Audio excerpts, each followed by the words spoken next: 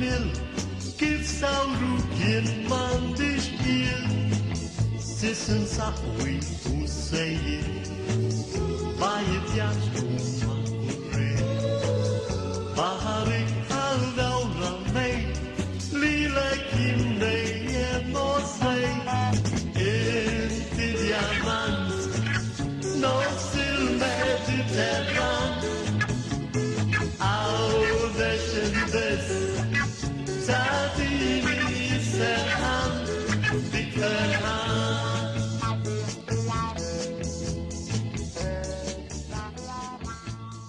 Eżis telespettaturi għal-ġimgħa oħra nagħtikom merħba u nistedinkom sabiex tibqgħu fil-kumpanija tagħna għal dan il-programm li qegħdin inwasslu mill-Gżira ta' Għawdex. F'dawn il-jiem Monsinjur Anton Teuma jagħlaq sena minn meta ġie konsagrat Isqof ta' Għawdex. Fis-servizz ewlieni tal-programm tagħna tal-lum, Monsinjur Isqof u l-mistieden tagħna fejn jesprimi opinjonijiet u riflessjonijiet li żgur li fihom ħafna x'tixtar.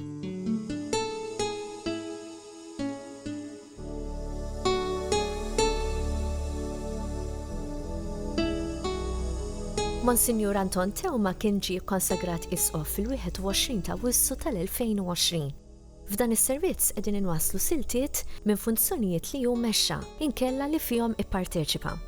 Meta tkellemna miegħu sena ilu f'dan l-istess programm reġjonali tagħna, Monsinjur Teuma kien qalilna li fl-ewwel sena tal-Episkopat tiegħu sejjer josserva mill-qrib sabiex jifhem aħjar id-Djoċesi f'data lilu.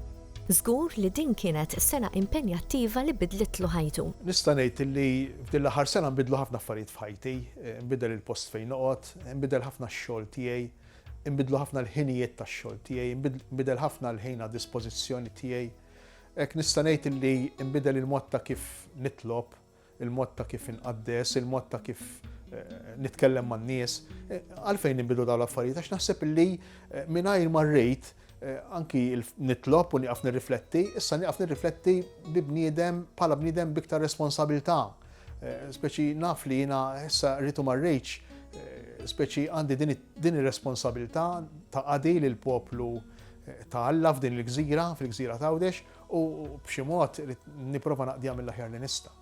U allura ma nistax ngħid li ħajti ma nbidlitx, nbidel il-mod tiegħi ta' kif nirrelata man-nies, fejna fin li f'sena pereżempju niltaqa' iktar minn darba mas-saċerdoti kollha ta' Djoċesi, illi f'sena nduru nżur il-parroċċi kollha ta' Djoċesi iktar minn darba, illi f'sena nżuru ndur il-gruppi jew ħafna mill-gruppi li hawn fil-Knisja Awċija, dawn affarijiet li qabel ma kontx nagħmilhom. Jiġifieri huma kollha biex ngħidlek esperjenzi huma kollha grazzi, nħosshom verament kollha grazzi. U ninduna kemm minkejja d-diffikultajiet li qed ngħixu fihom, anki d-diffikultà tal-COVID stess, minkejja daw diffikultajiet, però ninduna kemm il-Knisja Awċija għandha rikkezzi u għandha doni, għandha grazzi, u kemm hemm nies li verament jixtiequ jfittxu li jkunu dixxipli ta' Ġesu b'mod awtentiku.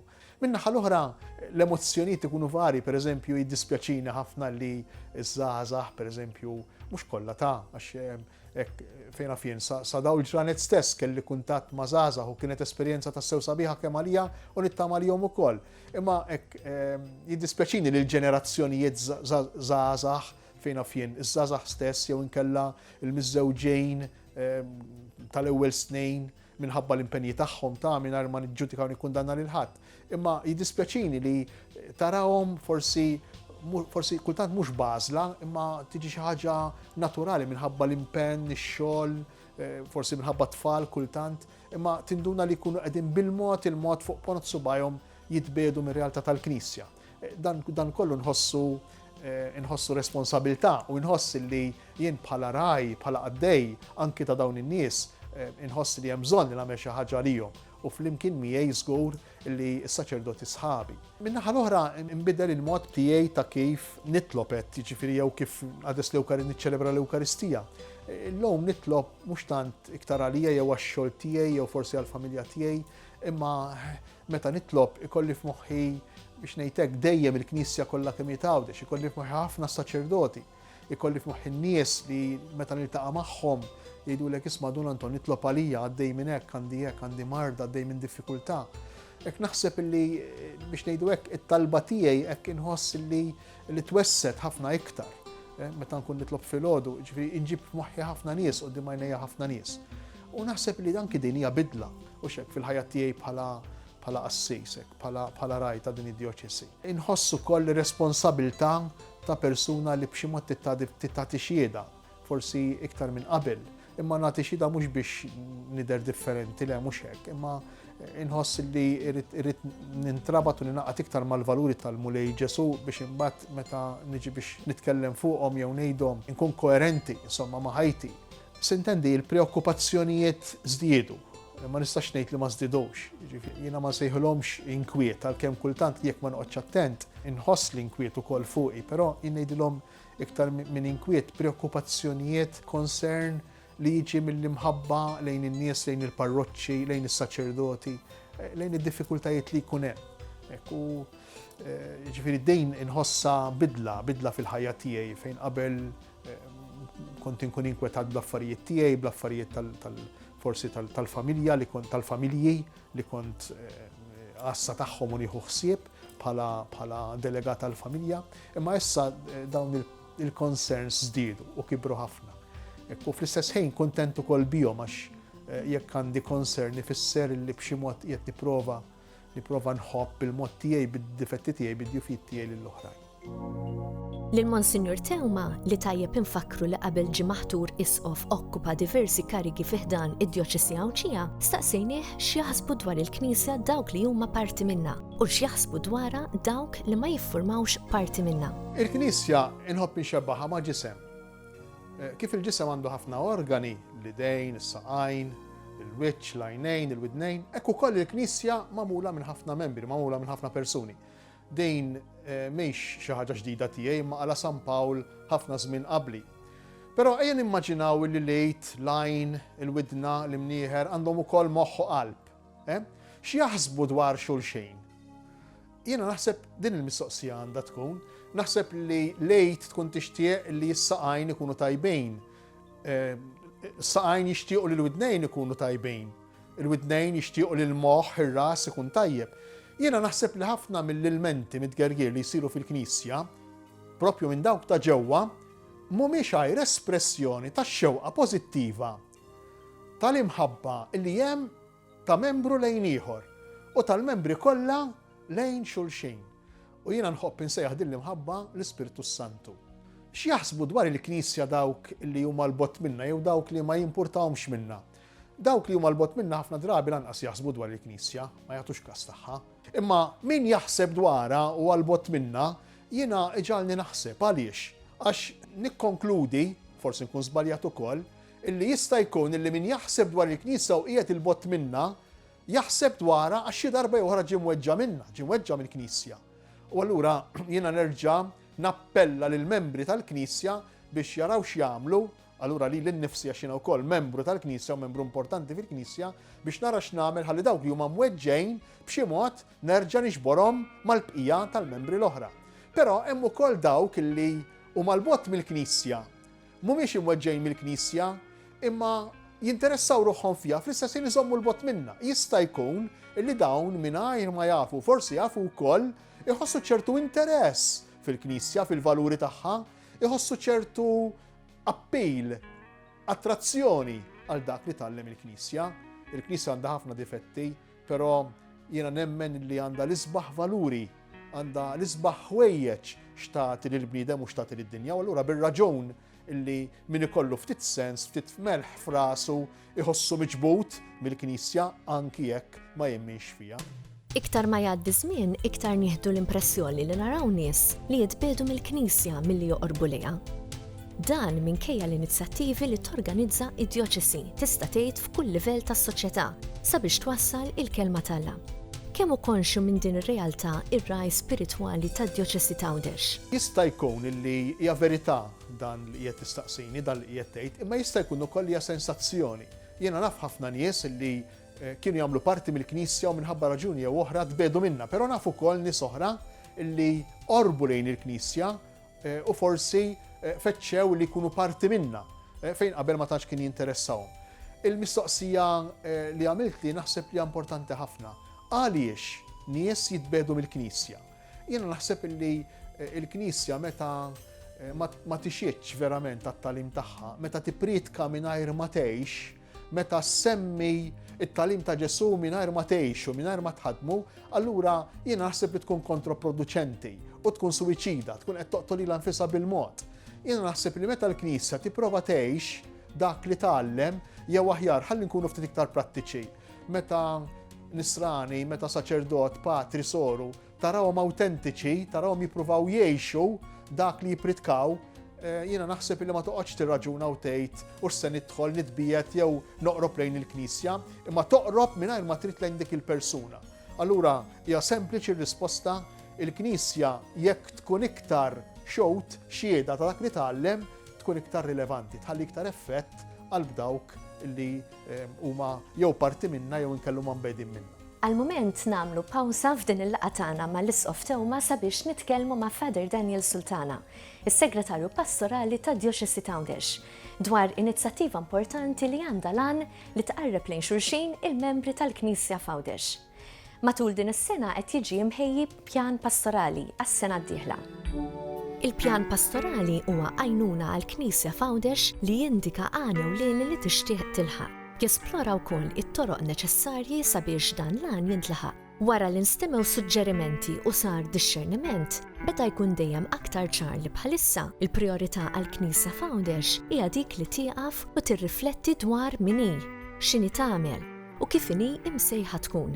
Fi kliem ieħor li tagħmel dak li jissejjaħ eżami tal-kuxjenza. Min Ottubru li ġej sa Mejju tas-sena ta' wara, qed innidu dan il-pjan pastorali, qed nissuġġerixxi biex il-Knisja ta' Għawdex tagħmel kollha kemm aħna din il-mixja flimkien, mixja ta' eżami tal-kuxjenza għaliex inħossu li wara din is-sena jew aktar tal-pandemija, imma mhux biss anke f'dawn id-diversi snin, għandna bżonn nieqfu naraw ftit fejn aħna u fuq kollox li jitlob il-mulej minna.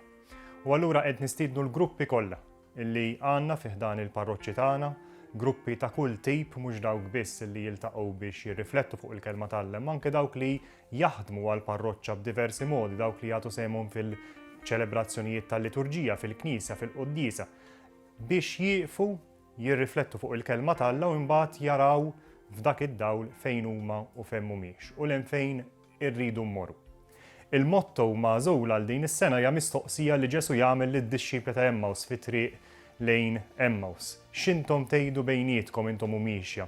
Aħna n-nies tal-Knisja hekk ngħidu ħafna affarijiet bejnietna, imma rridu niskopru matul din is-sena illi Ġesu jinteressah minn din il-ħaġa.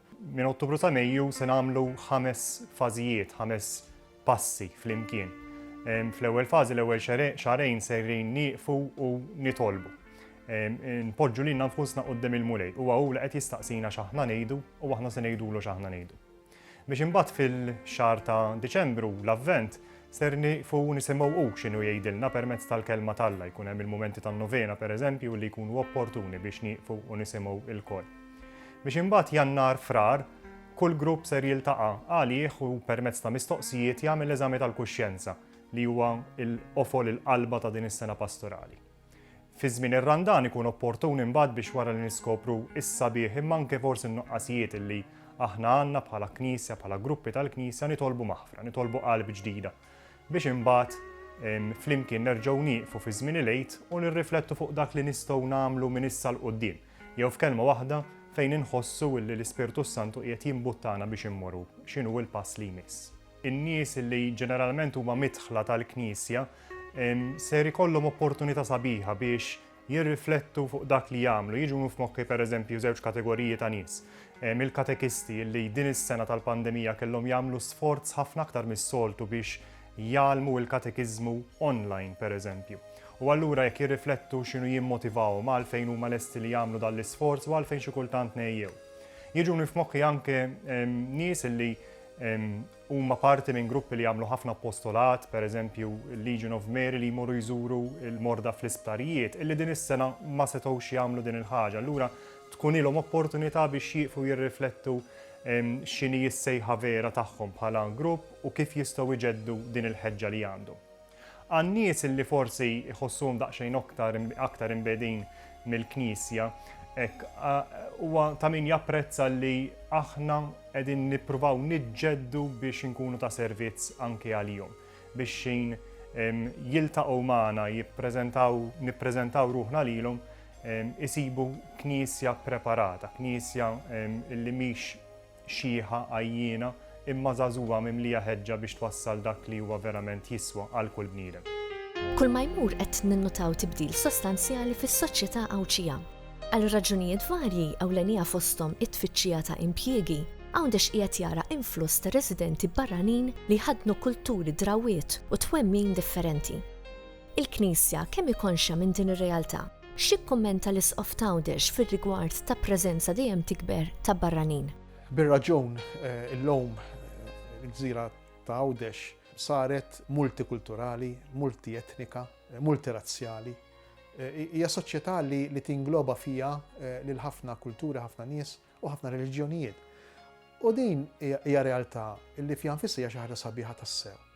U jiena nemmen li aħna l-Għawdexin minkejja u xi episodju li jiġri l-ewwel hemm kultant u li huwa frott jiena ngħid iktar ta' nuqqas ta' ħsieb milli frott ta' qalb ħażina. Il-fatt li l-Għawdexin din daqsxejn ta' gżira kienet kapaċi tilqa' dawn il-kulturi kollha, dawn ir-reġjonijiet kollha. Jiena nara kull filgħodu ħafna nies ta' kulur differenti jistennew Għawdexin biex jabbuhom fil-karozzi tagħhom jew fit-trakkijiet tagħhom biex imorru jaħdmu. Jiena li dik tgħid li qegħdin jabbużaw minnhom, mhux bil-fors. Mhux bil-fors. Jiena naf nies li qegħdin iħallsuhom u jħallsuhom tajjeb bħalli kienu ħaddiema minn Għawdex jew minn Malta. Jiena dan il-fatt li s-soċjetà Għawdexija kienet kapaċi tilqa' dan l-impatt hekk drastiku fi żmien qasir, mingħajr ma kien hemm riperkussjonijiet gravi, kbar. Jiena lija dan hu frott kollu tal-Kristjaneżmu. Dan hu frott kollu tal-fatt li l-Knisja Nisranija hija kattolika universali. Din hija l-apertura li għandu n-Nisrani li jġib Ġesu. U Alla ħares qatt jibdew deħlejn id-differenzi u xek razzjali u xek jew bejn ir-reliġjonijiet, Alla ħares qatt. Għaliex għax inkella ma nkunux qed ngħixu l-Vanġelu. Il-Vanġelu l-ewwel qabel kollox ngħixuh mhux billi nippruvaw nikkonvertu lill-oħrajn għar-reliġjon tagħna, le, mhux hekk. Il-Vanġelu l-ewwel qabel kollox ngħixuh billi nilqgħu lill-oħrajn huma minn huma bħala ħutna. U jien ngħidlek li kif diġà qed jiġri f'Għawdex u f'Malta, kif diġà qed jiġri ngħidlek li meta jien barrani insib lil min jilqani bħala ħor nibda nistaqsi imma kos. Imma x'għandu differenti minni dan, imma għaliex ma jissuspettax fija, imma għaliex iħallasni bħal ħaddieħor. Dan jemmen f'xi ħadd, da jemmen f'Ġesu. Ara, u nibda ninteressa ruħi mingħajr ma rrid bil-mod fil-fidi tiegħu. F'dawn il-jiem tħabbru tibdiliet u ħatriet f'xi komunitajiet fid-Djoċesi kif ukoll uffiċċji tal-Kurja ta' Għawdex. L-Isqof Teuma ġieli aċċenna għall-importanza li kull ferra ta' Djoċesi tiġi amministrata minn persuni, saċerdoti u lajċi li jkunu l-iktar validi skont l-esiġenzi tal-mument. Fl-istess ħin ikun passa li oħrajn li diġà kisbu esperjenza pastorali jew amministrattiva f'xi qasam partikolari japplikawha f'sezzjonijiet oħra fejn il-preżenza tagħhom tinħass li bżonjuża. Matul din is-sena li għaddiet ma nistax ngħid li għamilt affarijiet kbar u lanqas nipretendi jew kelli f'moħħi li nagħmel. Però nista' ngħid li matul din is-sena ġejt iktar konxju mir-realtà kif inhi. U meta tiġi konxju mir-realtà tibda tinduna bil-mod mill-djufijiet u mill-possibilitajiet minn dak li ma jkunx sejjer sewwa u minn dak li jkun jista' jmur aħjar. U sintendi jiġri li meta tkun qiegħed taraf u tkun taf iktar ir-realtà jinqalgħu diffikultajiet li inti bil-fors malajr tkun trid issolvi b'xi mod jew bieħor. U jiena nħossni li għadni f'din il-fażi, ġifieri għadni minix fil-fażi li għandi kontroll tas sitwazzjoni biex nitkellem b'mod uman ħafna. Li nista' ngħid isma' mela se nagħmel dan il-pjan, din il-pjanifikazzjoni, din il-proġettazzjoni, għadni fil-fażi almenu inħoss matul din is-sena illi nipprova kemm jista' jkun nagħti risposta soluzzjoni għal diffikultajiet li huma urġenti. U allura anki jekk sar xi tibdejl fid-Djoċesi sar propju b'dan il-mod. Nittama mhux mhijiex tama fierħa, imma ġifieri qegħdin naħdmu propju f'din id-direzzjoni biex jiġi żmien jekk Alla jrid forsi f'Settembru mhux ta' din is-sena imma tas-sena d-dieħla jew forsi iktar tard fejn inkunu nistgħu aktar milli insolvu problemi bil-movimenti li nagħmlu fid-Djoċesi imma nippjanaw nipprogrammaw għall-aħjar u għall-ġid tal-parroċċi u tad-Djoċesi in ġenerali. Minkejja li d-Djoċesi ta' Għawdex hi fost li żgħar eżistenti fuq wiċċ id-dinja, hi waħda attiva li kemm il-darba tat prova tal-validità tagħha matul il-157 sena mit-twaqqif tagħha. Monsinjur Anton Teuma hu id-disa' Isqof tad-Djoċesi. X'futur jara għall-Knisja ta' Għawdex? X'inhuma x-xewqat tiegħu f'dan ir-rigward? Jien għandi ħolma waħda li mhix ġdida, hija ħolma ta' dejjem, ħolma li dejjem niġri warajja u li se nibqa' niġri warajja x'nemmen ħafna fija. Il-ħolma x'inhi? Il-ħolma hi li l-komunità nisranija tad-Djoċesi ta' Għawdex tkun komunità doċli li tilqa' fija tassew l-Ispirtu ta' Alla. Tkun komunità li tikkonfronta ruħha bis-serjetà mal-Vanġelu. Tkun komunità li meta tiltaqa' l-ħadd biex tiċċelebra l-Ewkaristija ma tmurx hemmhekk sempliċement bidrawwa, imma tmur hemmhekk b'konvinzjoni, tmur hemmhekk brieda, tmur hemmhekk b'ferħ li se tagħmel esperjenza ta' laqgħa mal-Mulejħaj. Tkun komunità li tikber fl-imħabba, tgħidli jekk toħlob, tgħidli din utopija. Iwa, hija utopija, imma aħna u mixjejn lejn din l-utopija żgur illi xi ftit tal-bidla tkun qed isseħħ. U jiena rrid inżomma din l-utopija, rrid inżomma lija, rrid inżomma s-saċerdoti, rrid inżomma għan-nies tad-Djoċesi tagħna għaliex nemmen illi din id-direzzjoni, m'hemmx direzzjoni oħra. Is-sens, ir-raġuni għalfejn teżisti Knisja dan hu biex in-nies jiltaqgħu mal-persuna ta' Ġesu ħaj fil-kelma tiegħu, jiltaqgħu miegħu ħaj u jiċċelebrawh tassew bħajjithom bil-ferħ fl-Ewkaristija, imbagħad jgħixu konsegwentement bl-imħabba lejn xulxin. Eżis telespettaturi l-programm tagħna minn Għawdex jieqa' hawn.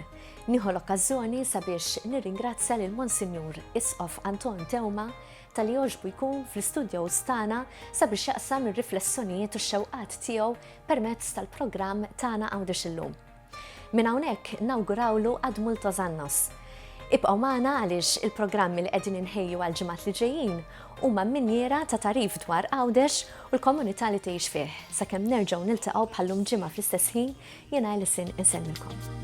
Dik il-paċi kiskit għall-tmunija bl-isbaħ ġmil kif sawru jien m'għandix jien sisin saqwi u sejjer bajjit jax ma' gurrir baħarik bħal dawra mejt lilek jien dejjem ossej.